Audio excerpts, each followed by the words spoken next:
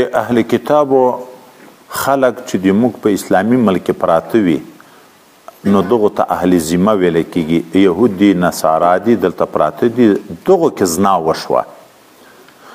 نو د واده چښتن د نه واده چښتن د ده هم داسې فرق ده لکه د موږ چې د واده چښتن زنا وکړي رجم کېږي، بې واده یې چې وکړي سل دورې ویل کېږي او که نه فرق نشته. ظاهره د حدیث مبارک په تقاضا چې یهودي سړي د یهودۍ ښځې سره زنا کړې وه، قضیه راغله پیغمبر علیه السلام ته. پیغمبر علیه السلام په دی باندې د رجم حکم وکړ، رجم شوه. که تاسو یاد یو څو ځای ذکر شو چې په دغه وخت کې هغه یهودي ځان ورکږو چې ښځه بد شي، ما دې ولي خو چې ښځه ونه ولي. اوس څه حکم ده؟ یمو قاضي داسې فیصله کړی شي چې دی به رجم کوي. نو فیصله دا ده چې نه، ولې د رجم دپاره شرط احسان ده او د احسان یو شرط اسلام ده. ما درته پرون ویلي وو اسلام، حریت، عقل، بلوغ او یو واره جماع په نکاح صحیحه. په دغه باندې سړی محسن ګرځي. چې مسلمان نه دی نو خو محسن نه دی، چې محسن نه دی غیر محسن هغه په درو ویل کیږي، هغه رجم کیږي نه. صحابي مبارک راغی حضرت پیغمبر علیه السلام ته ویي چې زه اراده لرم د نکاح کولو د یوې یهودۍ جنکۍ سره. ګورې قرآن خو یې روا ده، د دې مذبوحه د اهل کتابو د دې ښځه موږ ته روا ده که نه ده روا؟ خو رسول الله صلی الله علیه وسلم څه ورته ورته چې ما یې که ولې لا تحسنو که تا محسن نه ګرځئ، د دې په نکاح محسن کېږي نه. ګوره نکاح ورسره وکړي محسن نه ګرځي، دا خو مسلمان هم ده، حور هم ده، عاقل هم ده، بالغ هم ده. خو هغه بل طرف ته فراش خراب ده، دواړه به دغسې وي، بیا هلته احسان راځي چې نکاح هم د مسلمانې ښځې سره کړې وي، جماع د مسلمانې ښځې سره وکړي، بیا پس دغه نه دواړه محسن ګرځي. نو په دغه باندې محسن نه ګرځي. دا چې رسول الله صلی الله علیه وسلم ورته ویلي دي چې ته په هغې محسن نه ګرځې نو احسان نشته او شرط رجم دپاره احسان ده. لہذا دی به ویل کېږي خو رجم کېږي نه. که څوک چې دغه د خو پیغمبر علیه السلام دی رجم کړي دي، موږ یې پیغمبر علیه السلام دی رجم د دی په کتاب کړه. موږ تاسې مخکې واقعه اورېدلې وه چې دوی چې راغله نبي علیه السلام ته قضیه راوړه، نبي علیه السلام ورته ویل د تاسې په کتاب تورات کې څه حکم ده؟ د تورات عالم راوغوښت، یو بدبخت هغه محرم حکم ورته ذکر کړو چې موږ په کتاب کې حکم دا ده چې مخ به ورتور کې په خره به شا باندې نسکور سپور کې او کلی په کلی به ګرځي، په چپلاخو به وایي چې ښه مشهور شي، خجالت شي چې ده دا معامله کړې ده. راوړئ تورات. حضرت عبدالله ابن سلام رضی الله تعالی عنه خو یهودی و مسلمان شوی و، د تورات عالم و، هغه ته خو حکم معلوم و چې په تورات کې حکم د رجم د دروغې ویلې. راوړئ تورات. چې تورات راوړ ابن سوریا خبیث چې تورات ویلې د رجم ځای ته چې راغی په دغه ځای لاس کېښی، مخ ته او شاته یې وویلې چې دی د ځانه لیکلی و، ده ورته ویلې پورته که لاس. چې لاس یې پورته کړو وایي دغه د رسول الله صلی الله علیه وسلم ته ویلې چې آیات رجم. نو د دې په کتاب کې د دې په حکم په وکړو. موږ ته خو هغه حکم نه ده راوړی چې موږ اوس په تورات فیصلې کوو یا په انجیل فیصلې کوو. موږ ته خو د تورات فیصله ورکول، د تورات نه یا د انجیل نه فتوا ورکول دا خو ناروا دی، ځکه خو منسوخ دي. نو لحاظه دوی محسن نه ګرځي. که دوی قاضي ته راغیم تعذیرا او یو بله خبره شته، یو یهودی ده د زناکاریو په حاشۍ شهرت لري، نه درېږي، بیا سیاستاً که واده نه لري قتل کوی شي. تعذیر کې کله داسې پیښیږي چې سزا تر حد زیاته وي، وایي تحذیرا یې ویلی هم شي، بندي کولی هم شي، حتی وژلی هم شي، حتی په دار یې رازړولی هم شي تحذیرا، خو د حد په حیثیت باندې نه. باب ما جاء في النفي. وبه قال حدثنا ابو كريب ويحيى بن اسلم قال حدثنا عبد الله بن عيسى وعبد الله عن نافع عن ابن عمر رضي الله تعالى عنهما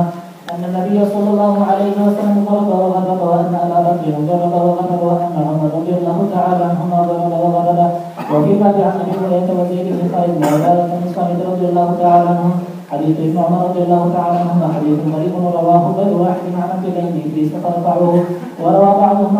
عن عبد الله بن ادريس هذا الحديث عن عبيد الله عن نافع عن ابن عمر رضي الله تعالى عنهما ان ابا بكر ضرب وغضب وان عمر رضي الله تعالى عنهما ضرب وغضب. قال حدثنا بذلك ابو سعيد الاشد قال حدثنا عبد الله بن ادريس وهكذا روي هذا الحديث من غير روايه ابن ادريس عن عبيد الله بن عمر نحو هذا وهكذا روى محمد بن اسحاق عن مكين عن ابن عمر رضي الله تعالى عنهما ان ابا بكر ضرب وغلب وان عمر رضي الله تعالى عنهما ضرب وغلب ولم يذكر فيه عن النبي صلى الله عليه وسلم قد صح عن رسول الله صلى الله عليه وسلم عن نفسه رواه ابو هريره وزيد بن خالد وعباده بن صامت رضي الله تعالى عنه وغيرهم عن النبي صلى الله عليه وسلم والعمل على هذا عند اهل العلم من اصحاب النبي صلى الله عليه وسلم منهم ابو بكر وعمر وعلي وابي بن كعب وعبد الله بن مسعود وابو ذر وغيرهم رضي الله تعالى عنهم وكذلك روي عن غير واحد من فقهاء التابعين وهو قول سفيان الثوري ومالك بن انس وعبد الله بن المبارك والشافعي واحمد واسحاق. د حد په باب کې د ناشادي شده انسان الک وي که جنکی وي په ظاهره د دوی په باب کې سل دوری و تغریب عامین حکم راغلی چې یو کال به د وطن نه شړې پرون مې نکتې او حکمتونه پکې ذکر کړي وو. اوس آیا دغه د وطن نه شړل یو کال مسافر کول دا د حد جز ده لازمي ده او که نه؟ دا نور ائمه وی چې او د حد جز ده. حضرت نبی علیه السلام ویلم کړي د وطن نه شړل کړي، صدیق اکبر ویلم کړي د وطن نه شړلم، حضرت عمر ویلم کړي د وطن نه شړلم. ضربه و غربه دا معنی مسافر کړی دی. نو چې د ټولو تعامل په دې باندې راغلی نو دا د حد جز ده. اما د موږ په مسلک باندې دا لیګل د وطن نه تحذیرا کله کله د مصلحت په بنیاد چا تعلق دغسې نه ختمیږي، کنی د حد جز نه ده. ولی آیات کې صرف جلد راغلی ده، د تقریب خبره نشته کې. پرون ما درته ویلي وو او پرون مې واقعه درته ذکر کړه. حضرت عمر فاروق رضی الله عنه یو شارب د شرابو ووایه بیا نصراني شو، دوی ویل زه به بیا بل څوک وانخلم. حضرت عبدالله ابن عمر رضی الله عنه منځه ازنا وکړه ویله خو د وطن نه یې ونه شړله چې د حد جز بیا صحابي څنګه پرېږدي؟ خو معلومیږي چې دا د حد جز نه دی، صرف مصلحت په بنیاد باندې که کله داسې وي چې د یو چا دوه تعلقات دغسې نه ختمېده، یو د وطن نه وشړی بیا تعلق ختم شي. ما جاء أن الحلول كفارة واحدة وبه قال حدثنا قتيبة قال حدثنا سفيان بن عيينة عن الزهري عن أبي إدريس الخولاني عن عبادة بن صالح رضي الله تعالى عنه قال كنا عند النبي صلى الله عليه وسلم فقال تبايعوني على أن لا تشركوا بالله ولا تسرقوا ولا تزنوا وتلا عليهم الآية فمن وفى منكم فأجره على الله ومن أصاب من ذلك شيئا فعوقب عليه فهو كفارة له ومن أصاب من ذلك شيئا فستره الله عليه فهو إلى الله إن شاء عبده وإن شاء غفر له. وفي الباب عن علي وجرير بن عبد الله وخزيمة بن ثابت رضي الله تعالى عنهم حديث عبادة بن صامت رضي الله تعالى عنه حديث حسن صحيح. وقال الشافعي لم أسمع في هذا الباب أن الحد يكون كفارة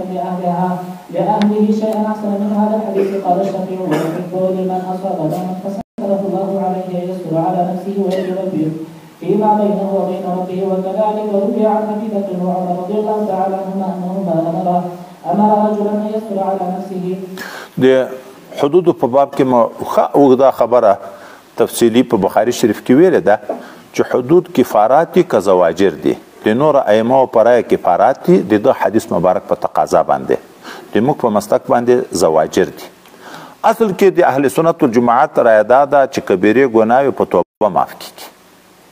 حدود په وخت کې غالبا سړی توبه هم باسي، نو ځکه شانوشه سوي چې دا کفاره چې ورته ویل شوې ده په دغه حیثیت چې غالبا چې سړی لاس پرې کېږي په دغه وخت کې هم توبه نه باسي، سړی سل دورې ویل کېږي په دغه وخت کې هم توبه نه باسي. ای توبې د وجې نه چې توبه نه وي بیا کفاره نه ده. ولې د قطاع طریق په باب کې اوږد آیت مبارکه چې راغلی چې څوک چې محاربیت مع الله او مع الرسول کې سزا یې چې ده ان یقتلوا چې قتل شي او یصلبوا یا پانسی شي په دار باندې راوزړول شي او تقطع ایدیهم وارجلهم من خلاف خیلات چپ پخه په یو ور پرې شي او ينفوا من الارض یا بندي شي د مخ تمځکې نه لري شي.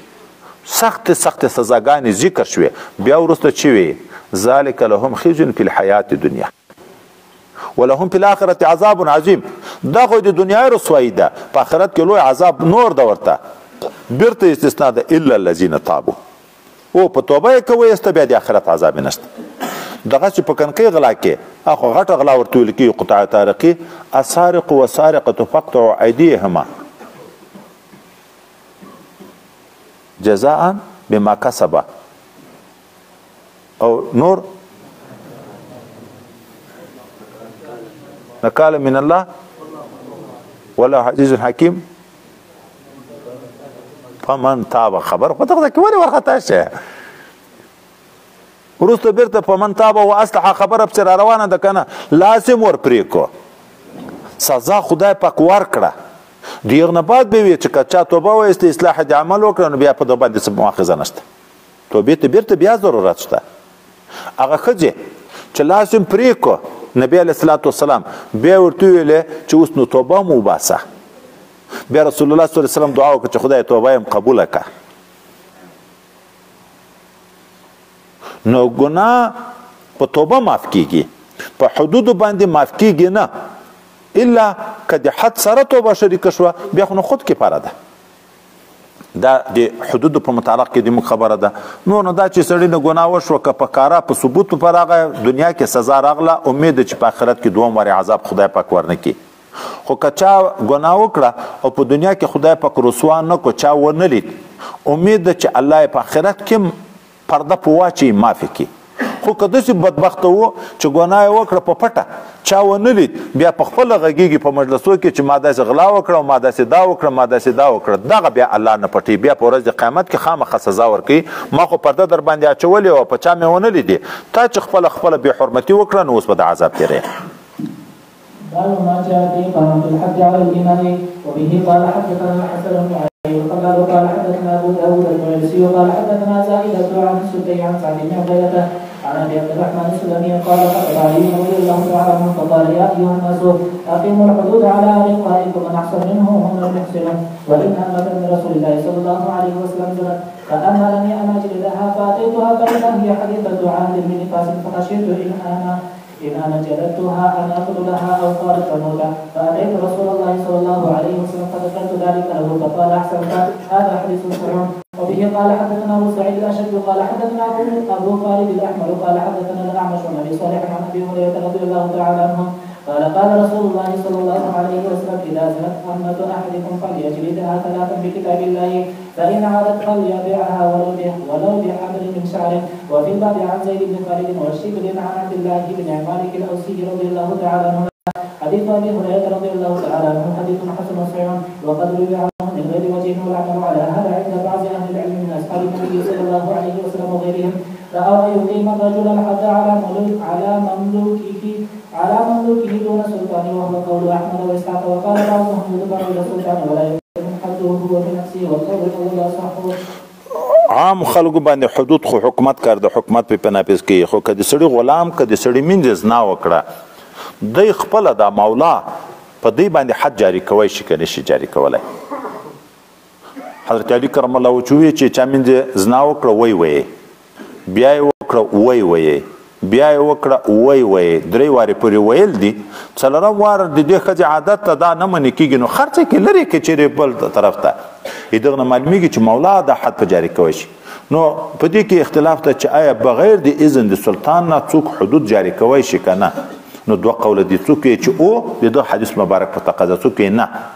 سلطان نه د اذن نه بغیر بنوي ځکه حدود کار امر بالمعروف و نهی عن المنکر چې درې مرحلې لري د اول د زور کار دا د حکومت ته چې دغه نه شر او فساد او فتنه پیدا کړي باب ما جاء في حديث الصبراني وبه قال حدثنا سفيان بن وكيع قال حدثنا ابي عن سعيد عن زيد بن عمي عن ابي الصديق عن ابي سعيد الخدري رضي الله تعالى عنه ان رسول الله صلى الله عليه وسلم ضرب الحجر عليه 40 قال مسحرا او بالموت الخمر وفي الباب عن علي بن عبد الرحمن بن ازهر وابي هريره والسائب وابن عباس وعقبه بن الحارث رضي الله تعالى عنهم حديث ابي سعيد رضي الله تعالى عنه حديث حسن عن ابي الصديق ماجي اسمه بكر بن عمرو وبه قال حدثنا محمد بن بشار قال حدثنا محمد بن جعفر قال حدثنا شعبة قال سمعت قتادة يحدث عن انس رضي الله تعالى عنه عن النبي صلى الله عليه وسلم انه اتي برجل قد شرب الخمر فضربه بجريدتين نحو 40 وقعده ابو بكر فلما كان عمر رضي الله تعالى عنه استشار الناس فقال عبد الرحمن بن عوف كأخف الحدود 8 فأمر به عمر حديث انس رضي الله تعالى عنه حديث حسن صحيح والعمل على هذا عند اهل العلم من اصحاب النبي صلى الله عليه وسلم وغيرهم ان حدث السكراني كمالنا د شرابي حد تر وخت پورې معین شوی نه و ویل او بخاری شریف کې مو لیکل به په کوټه کې وایي چا په چپلا خو وایي چا په چپلا کې ورته راوایستي چا د خرما په لاکتو باندې د حضرت عمر صاحب تر دوره پورې دغه شو خو په دا لږ ویلو خلکو نه منې کېدل بیا حضرت عمر صاحب مشوره وکړه د صحابه او مبارکینو سره حضرت عبدالرحمن ابن عوف رضی الله عنه ورته د ما رایه دا ده چې په قرآن کې هغه کمه سزا چې ذکر شوې ده یو غومره سزا ورکړي شي کمه سزا د محدود فی القذف څوک چې یو چاته په دروغو نسبت زنا وکړي او ثابت نه کړي نو اتیا دورې ویل کېږي نو دغه به اتیا دورې ویل شي دغه نه بعد حکم د شرابي اتیا دورې ویل دي باب ما جاء من شرب الخمر فجلدوه فإن عاد الرابعة فاقتلوه وبه قال حدثنا ابو هريره قال حدثنا ابو بكر بن عياش عن عاصم عن ابي صالح عن معاويه رضي الله تعالى عنه قال قال رسول الله صلى الله عليه وسلم من شرب الخمر فجلدوه فإن عاد الرابعة فاقتلوه وفي قال عن ابي هريره والشهيد وشرحبيل بن قاسم والجليل وابي بن البلوي وعبد الله بن عمرو رضي الله تعالى عنه حديث معاويه رضي الله تعالى عنه هكذا رواه جواز عن عاصم عن ابي صالح عن معاويه رضي الله تعالى عنه عن النبي صلى الله عليه وسلم وروى ابن جريج ومعمر عن سهيل النبي صالح عن ابيه عن ابي هريره رضي الله تعالى عنه عن النبي صلى الله عليه وسلم سمعت محمدا يقول حدث ابي صالح عن معاويه رضي الله تعالى عنه عن النبي صلى الله عليه وسلم في هذا صح من حديث ابي صالح عن ابي هريره رضي الله تعالى عنه عن النبي صلى الله عليه وسلم وانما كان هذا في اول الامر ووسخ بعده هكذا روى محمد بن اسحاق عن محمد بن المنكدر عن جابر بن عبد الله رضي الله تعالى عنه عن النبي صلى الله عليه وسلم قال ان من شرب الخمر فجلدوه فان عاد في الرابعه فقتلوه قال ثم اوتي النبي صلى الله عليه وسلم بعد ذلك برجل قد شرب في الرابعه فقتلوه ولم يقتلوه وكذلك روى الزهري عن قبيصه بن ذؤيب عن النبي صلى الله عليه وسلم نحو هذا قال فرفع القتل وكانت رخصه والعمل على هذا عند عامة أهل العلم لا نعلم بينهم اختلافا في ذلك في القديم والحديث ومما يقوي هذا ما روي عن النبي صلى الله عليه وسلم من أوجه كثيرة أنه قال لا يحل دم امرئ مسلم يشهد أن لا إله إلا الله وأن رسول الله إلا بإحدى ثلاث النفس بالنفس والكيد والزاني والتارك لدينه. د شراب په متعلق کې دلته یو حدیث مبارک داسې راغلی چې چا شراب وچکل وایي بیا یې ووایي خو که څلورم وارې وچکل بیا قتل کوي تاسو په یاد چې موږ ویلي په ترمذي شریف کې ټول احادیث متمسک بها د اهل علم دي خو دوه نه یو چا جمع بین الصلاتین ده بغیر د عذر نه یو دغه ده اوس نو د دغه دپاره توجیه څه ده هلته خو مو توجیه دا کړې وه چې جمع بین الصلاتین صورتن ده حقیقتا نه دلته به څه وي دلته به حکم یا دا وي چې یا دا په ابتدا د اسلام کې وروسته منسوخ شوی ده دا حکم او یا دا ده چې د قتل نه ضرب شدید مراد ده دا ضرب شدید په حکم د قتل کې ده نو په څلورم وارې ښه کلک ووایي دا معنی چې درې واره باندې زجر رانغی په ویلو کې خو ما درته ویلي وو چې دوره چې وایې داسې بې پورته کوې په زور به ورشړې داسې به لاس دې لرې نه ورته پورته کوې چې بیا ډېر زور باندې وویل شي سل درې چې وایې همري خو که یو څوک په درې وارې په داسې ویلو باندې نه شي اصلاح بیا نو فقتلو دا معنی ښه کلکې ووایې چې مرګ ته نږدې شي یا به تاویل وای په ضرب شدید کوو او یا به دا توجیه کوو چې دا اول په ابتدا د اسلام کې و لکه دلته چې وایي چې دا مخکې رخصت و وکانت رخصت خو وروسته دا حکم منسوخ وګرځېده باب ما جاء في كما يوقع السائل وبه قال حدثنا علي بن حجر قال حدثنا سفيان بن معاوية عن الزهري قال اخبرته عن عائشة رضي الله تعالى عنها أن النبي صلى الله عليه وسلم كان يقطع في ربع دينار فسائل حديث عائشة رضي الله تعالى عنها حديث حسن سمع وقد روي هذا الحديث من غير وجه عن عائشة رضي الله تعالى عنها مرضى ورواه بعضهم عن عائشة رضي الله تعالى عنها موقوفا وبه قال حدثنا قتيبة قال حدثنا ليس عن بكر عن ابن عمر رضي الله تعالى عنهما قال قطع رسول الله صلى الله عليه وسلم في بجنة قيمته 3 دراهم وابي قال عن سعد وعبد الله بن عمرو وابن عباس وابي هريرة وأيمن رضي الله تعالى عنه حديث ابن عمر رضي الله تعالى عنهما حديث حسن صحيح والعمل على هذا عند بعض اهل العلم من اصحاب النبي صلى الله عليه وسلم منهم ابو بكر الصديق رضي الله تعالى عنه وقطع في 5 دراهم وروي عن عثمان وعلي رضي الله تعالى عنهما انهما قطعا في ربع دينار وروي عن ابي هريره وابي سعيد رضي الله تعالى عنهما انهما قال تقطع اليد في 5 دراهم والعمل على هذا عند بعض فقهاء التابعين وهو قول مالك بن انس والشافعي واحمد واسحاق راوا القطع في ربع دينار فصعد وقد روي عن ابن مسعود رضي الله تعالى عنه انه قال لا قطع الا في دينار او 10 دراهم وهو حديث مرسل رواه القاسم بن عبد الرحمن علي عن ابن مسعود رضي الله تعالى عنه والعمل على هذا عند بعض اهل العلم وهو قول سفيان الثوري واهل الكوفه قالوا لا تدفع في اقل من 10 دراهم. د لاس چې پرې کېږي د غله په څومره غلا باندې پرې کېږي؟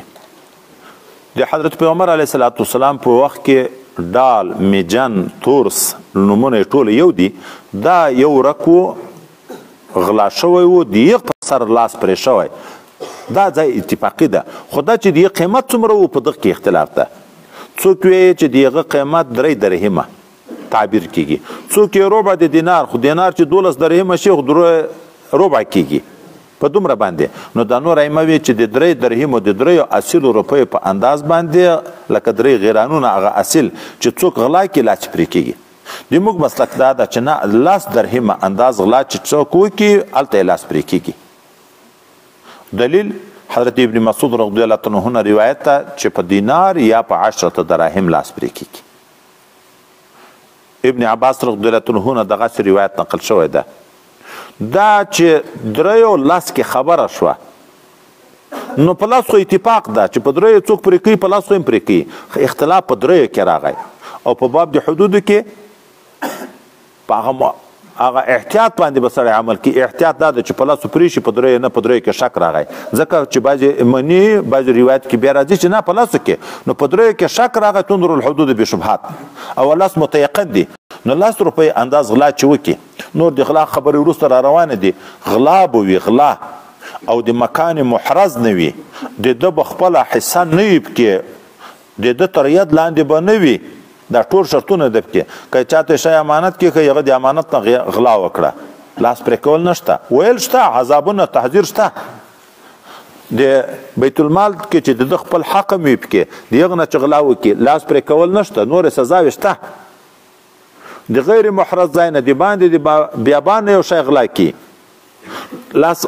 غلا نه ورته ویل کېږي. هغه چې کومه شرط د لاس پرې کولو دپاره لاس نه پرې کېږي. نور تحذیرات شته.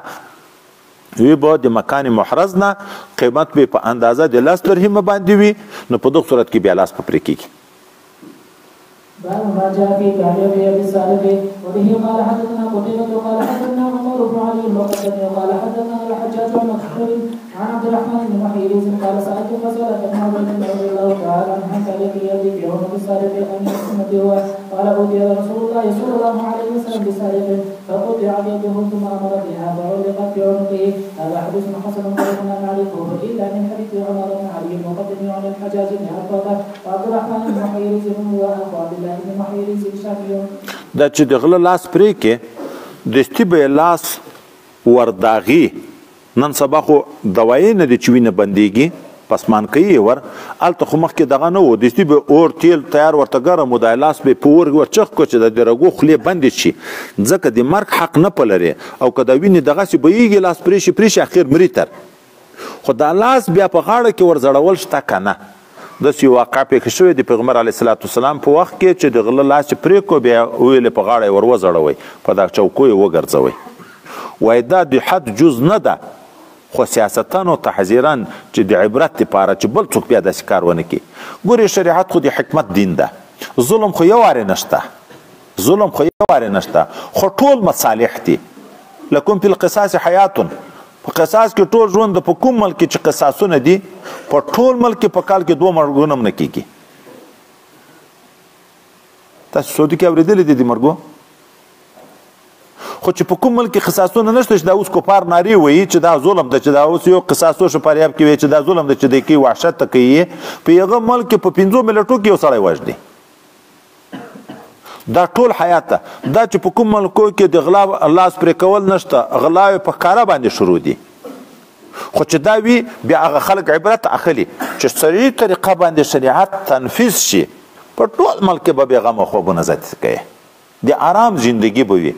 خو په 100 کې نه، په 1000 کې نه، په 1 لک نفرو کې نه، په 10 لکو کې به د یوه سړي لاس پرې کېږي. غلاوې خو ټول نه کوي، خو د یوه سړي د لاس د پرې کولو نه 10 لکه خلک اصلاح کېږي، نور به بیا غلا نه کوي. د یوه قاتل د قصاص کولو د وجې نه په میلیونونو خلک بیا د قصاص د مرګ نه ځان بچ کوي. خلک نه وجې چې بیا خو زه هم قصاص کېږم. نو د عبرت لپاره لاس هم ورواچو په غاړه کې چې په دا بازار یې وګرځوئ ځکه حدود به په ښکاره وي چې نور خلک یې وویني عبرت واخلي او دا چې لاس هم زړېږي نو خو ډېره د شرم خبره ده نه به بیا دغه غل بل وارې غلا کوي نه به بل څوک غلا وکړي هغه به هم دا ویې چې خو که سبا ما غلا وکړه زه په غلا ګیر شم خو داسې شرمندګي به د ما مې یو طرف ته به لاس پرې وي بل طرف ته به مې کلي په کلي په چارڅو په چوکو باندې ګرځي په ټولو خلکو باندې به مې ویني باب ما جاء في القائم والمختلس والمنتهب وبه قال حدثنا علي بن خشب قال حدثنا عيسى بن مسعود بن جريج عن ابي زرع عن جابر رضي الله تعالى عنه النبي صلى الله عليه وسلم ليس على قائد ولا منتهب ولا مختلس قدر هذا حديث حسن صحيح والعمل على هذا عند اهل العلم وقد روى مغيرة بن مسلم عن ابي الزبير عن جابر رضي الله تعالى عنه عن النبي صلى الله عليه وسلم نحو حديث ابن جريج ومغيرة بن مسلم هو مصري ابو عبد العزيز القسمري كذا قال علي بن المديني. خائن هغه چاته ویل کیږي چې مال د په لاس کې وي لکه امانت صورت کې اوس څوک امانت چې ورته کېږي دی بیا په هغه امانت کې شی غلا کړي خیانت کې وکړي هغه ته بیا دعا کړي په دروغو باندې چې دا خو ورک شوی ده شوی ده خو ما درته ویلې چې د بل محرز ځای نه بې غلا کوي لاس پرې کېږي دا خو یې ده سره ده مختلس منتهب دغه فرق دا ده مختلس کمزوری غل خو غلا په معنا نه چې په پټه غلا خو هغه ته ویل کېږي چې مال مالک نه وي دی په پټه ورشي وړي مختلس دا چې مال چکتن ولاړ ده او دا کمزوری غل موقع ته ګوري چې ده په دغه طرف مخ واړوي هغه ور ټوپ کړه پیاله یې واخیسته او منډې کړې دغه ته مختلس ویل کېږي چور کوونکی منتهب بیا بدماش غل په زور وړي د خلکو نه د ښکاره باندې نه منتهب لاس پرې کېږي نه د مختلس لاس پرې کېږي نه د خائن لاس پرې کېږي ځکه د پرېکړې خبره په سرقه کې راغلې ده د سرقې په تعریف کې دا ده اخذ د مال د غیر علی سبیل خفیه دا تعریف نه ده په صادق چې تعریف نه ده په صادق نو په هغه باندې نور سزاوې شته ما درته ویلې ده چې نه ده چې غلا لاس پرې کول نشته نو بدماشان دي په زور د خلکو دنیا وړي چې لاس خو میاسم نه پرې کېږي تحذیر خو شته ویل خو شته کله خو په تعذیر کې سزاوې ان تر مرګه پورې رسیږي خو د لاس پرې کول نشته ځکه هغه معنا د غلا نه ده په صادقه باب ما جاء لا تطاع في فتن ولا كثير وبه قال حدثنا قتيبة قال حدثنا ليس عن يحيى بن سعيد عن محمد بن يحيى بن حبان عن عمه واسع بن حبان ان رافع بن خديج بن رضي الله تعالى عنه قال سمعت رسول الله صلى الله عليه وسلم يقول لا قطع في ثمن ولا كثير هكذا روى بعضهم عن يحيى بن سعيد عن محمد بن يحيى بن حبان عن عمه واسع بن حبان عن رافع رضي الله تعالى عنه عن النبي صلى الله عليه وسلم عن رواية الليث بن سعد وروى مالك بن انس وغير واحد هذا الحديث عن يحيى بن سعيد عن محمد بن يحيى بن حبان عن رافع بن خديج رضي الله تعالى عنه النبي صلى الله عليه وسلم لم يذكر به عن واسع بن حبان چا د باغ نه میوه غلا کړه او کسر هغه د خورما غوټۍ چې د غوټۍ تو په وخت کې هم خلک یې خوري ماته یې خوري دغه غلا کړه لاس نه په پرې کېږي اوس لاس نه پرې کېږي ولې نه پرې کېږي سیبانه د چا غلا کړه پالیس ته د چا ورغه خټکي وشکول غلا یې کړه ولو که قیمت ډیر وي د لاس درې منم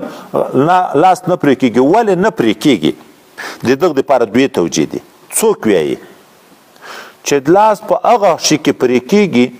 چې هغه شی دائما تر یو کاله بغیر د معالجې نه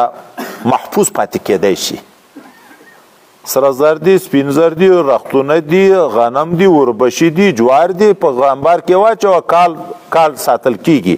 ډېر وخت ساتل کېږي داسې شی چې غلا کې او داسې شی چې زر خرابېږي میوه شودې غوښه ترکاري داسې شی که چا غلا کړه